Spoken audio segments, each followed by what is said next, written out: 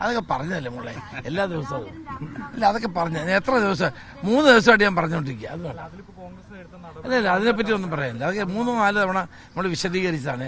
അത് ഈ സ്വർണ്ണക്കൊള്ള മറയ്ക്കാൻ വേണ്ടിയിട്ട് ഇപ്പം CPM എടുത്തുകൊണ്ടിരിക്കുന്ന ഒരു ആയുധമാണ്.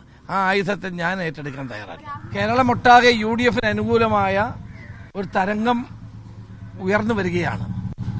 ഇടതുപക്ഷ ജനാധിപത്യ മുന്നണി സർക്കാരിന്റെ ജനവിരുദ്ധ നയങ്ങൾക്കെതിരായി എല്ലാവരും ഒരുമിക്കുന്ന ഒരു കാഴ്ചയാണ്. ഞങ്ങൾക്ക് വലിയ സംതൃപ്തിയുണ്ട്. കേരളത്തിൽ UDF വൻപിച്ച മുന്നേറ്റം നടത്താൻ പോവുകയാണ്.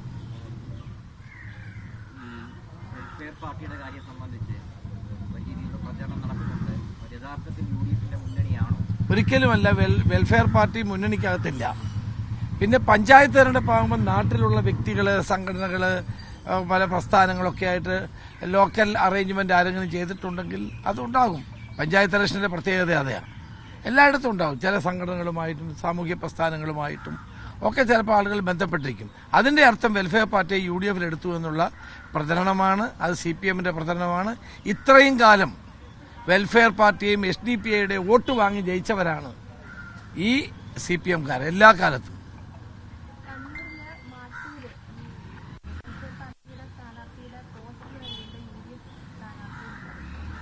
അല്ല, അത് നമുക്കറിയില്ല. ഏതെങ്കിലും ഒരു വാർഡിൽ ആരെങ്കിലും വെച്ചതാകും. പക്ഷേ ഞാൻ വളരെ വ്യക്തമാക്കുന്നു, UDFനകത്ത് വെൽഫെയർ പാർട്ടി ഇല്ല. UDFൽ അവരെ എടുത്തിട്ടുമില്ല. ഞാൻ പറഞ്ഞല്ലോ, ലോക്കലായ ഇലക്ഷനാണ്. ലോക്കലായ എത്ര 1000 വാർഡുകളിലാണ് മത്സരിക്കുന്നത്. അപ്പോൾ നിങ്ങളിങ്ങനെ ഓരോ വാർഡും ചോദിച്ചാൽ ഞാൻ എന്ത് പറയും? പല സ്ഥലങ്ങളിലും ഞാൻ പറഞ്ഞല്ലോ നേരത്തെ, സംഘടനകളുമായി, പ്രസ്ഥാനങ്ങളുമായും വ്യക്തികളുമായിട്ടൊക്കെ പഞ്ചായത്ത് തെരഞ്ഞെടുപ്പിൽ എപ്പോഴും കൂട്ടുകെട്ടുകളോ നീക്കുപോക്കുകളോ ഉണ്ടാക്കാറുണ്ട്.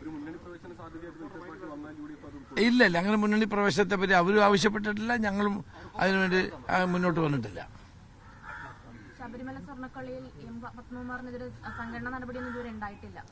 കാരണം പത്മകുമാർ യഥാർത്ഥ കാര്യങ്ങൾ വിളിച്ചു പറയുന്നതിനുള്ള പേടിയാണ് CPM നേതൃത്വത്തിനുള്ളത്. ആ ഭയം കൊണ്ടാണ് പത്മകുമാറിന്റെ പേരിൽ, അതോടൊപ്പം തന്നെ വാസുവിന്റെ പേരിലൊന്നും പാർട്ടി നടപടി എടുക്കാത്തത്. പാർട്ടി നടപടി എടുത്താൽ അവർ പലതും വിളിച്ചു പറയും. അത് കാരണഭൂതൻ ഉൾപ്പെടെയുള്ളവർക്ക് പ്രശ്നമാകും. അതുകൊണ്ടാണ് ഇതൊന്നും പറയാത്തത്. അദ്ദേഹം പറഞ്ഞത് എന്താ?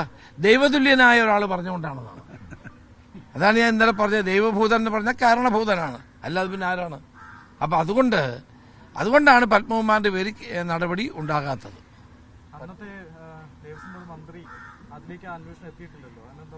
തീർച്ചയായിട്ടും എത്തും. ദേവസ്വം മന്ത്രിക്ക് ഉത്തരവാദിത്തം. ഇപ്പോൾ ഓരോ ദിവസം വരുന്ന വാർത്തകൾ കാണുമ്പോൾ കടകംപള്ളി സുരേന്ദ്രനും ഇതിൽ പങ്കുണ്ട് എന്നുള്ള വാർത്തകളാണ് വരുന്നത്. അത് ശരിയാണെങ്കിൽ അദ്ദേഹത്തിന്റെ പേരിൽ നടപടി ഉണ്ടാകുമല്ലോ. സ്വാഭാവികമായിട്ടുണ്ടാകും. ഏതായാലും അമ്പലം കൊള്ളയിൽ നിന്ന്, ഈ സ്വർണ്ണക്കൊള്ളയിൽ നിന്ന് CPMന് ഒഴിഞ്ഞു മാറാൻ കഴിയില്ല. 2 തവണ കഴിഞ്ഞ 10 വർഷം അവരുടെ ദേവസ്വം ബോർഡ് പ്രസിഡന്റുമാരാണ് ഭരിക്കുന്നത്. അവരുടെ മന്ത്രിമാരാണുള്ളത്. ശബരിമലയിലെ 30.8 കിലോ സ്വർണം, വിജയമല്യ കൊടുത്ത സ്വർണം അടിച്ചു മാറ്റിയതാണ് ഇതിനകത്ത് ഏറ്റവും പ്രധാനപ്പെട്ട ഒരു കാര്യം. അതിൽ നിന്ന് രക്ഷപ്പെടാൻ അവർക്ക് കഴിയില്ല. ഒരു കാര്യം മനസ്സിലാക്കിക്കോണം, അയ്യപ്പനെ കളിച്ചവരാരും രക്ഷപ്പെട്ടിട്ടില്ല. അയ്യപ്പനെ തൊട്ടവരാരും രക്ഷപ്പെടുകയുമില്ല. അതൊക്കെ പറഞ്ഞതല്ലേ മോളെ, എല്ലാ ദിവസവും അല്ല അതൊക്കെ പറഞ്ഞ എത്ര ദിവസം 3 ദിവസമായിട്ട് ഞാൻ പറഞ്ഞുകൊണ്ടിരിക്കുക. അത് അല്ല അതിനെപ്പറ്റി ഒന്നും പറയാനില്ല. അതൊക്കെ 3-4 തവണ നമ്മൾ വിശദീകരിച്ചതാണ്. അത് ഈ സ്വർണ്ണക്കൊള്ള മറയ്ക്കാൻ വേണ്ടിയിട്ട് ഇപ്പം CPM എടുത്തുകൊണ്ടിരിക്കുന്ന ഒരു ആയുധമാണ്. ആ ആയുധത്തെ ഞാൻ ഏറ്റെടുക്കാൻ തയ്യാറല്ല.